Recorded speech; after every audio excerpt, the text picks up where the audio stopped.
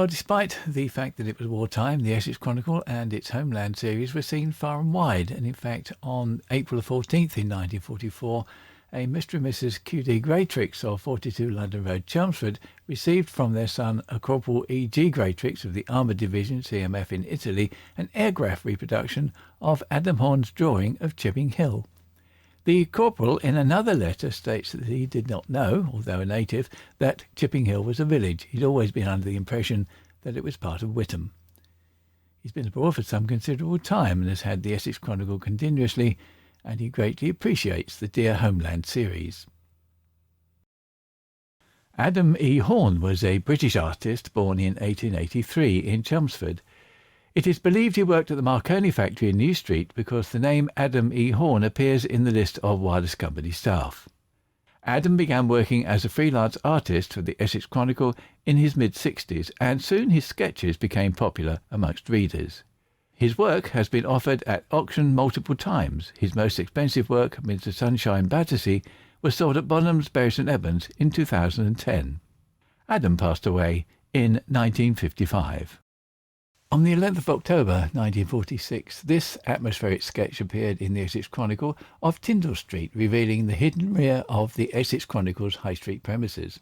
It's sadly unsigned, but it has the unmistakable touch of Adam Horn, the paper's roving artist in residence, who produced simply wonderful sketches that kept up the spirits during the dark and gloomy wartime years. He would, of course, had cause to visit the High Street offices of the Essex Chronicle, and would, of course, have looked out of the window. As benefits a newspaper of nearly 200 years old, the Chronicle had some fine old pieces of printer's furniture. Here is a paper press with a view of Chelmsford Cathedral, looking through a neighbouring window and across Tyndall Square. Adam Horn's lovely pencil sketch of Shire Hall, Chelmsford, during the spring of 1944. On the extreme right, the Saracen's Head, which opened its doors to the American Red Cross, whose hostelry became known locally as the American Club. It provided sleeping accommodation for up to 30 men, as well as meals for up to 300 soldiers per day. And opposite, the Essex Chronicle's head office and basement printing press.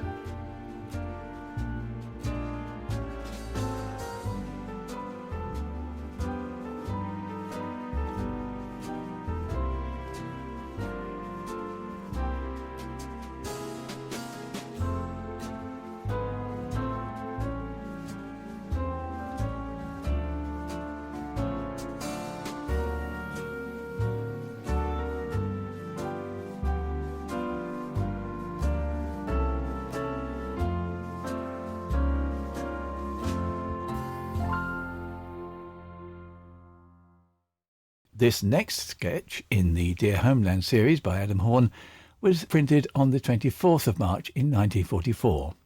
This is Beddoe Road Congregational Church, Chelmsford, built on the site of one of the oldest meeting places of the dissenters in England. Centuries ago there stood a barn-like building here with a secret panel, so it is said, at the back of the pulpit. When the troopers came thundering at the door, for freedom of worship was not tolerated under the Tudors, the little congregation would slip through the panel into the wood, which then came down from Gallywood to, so it is said, the river.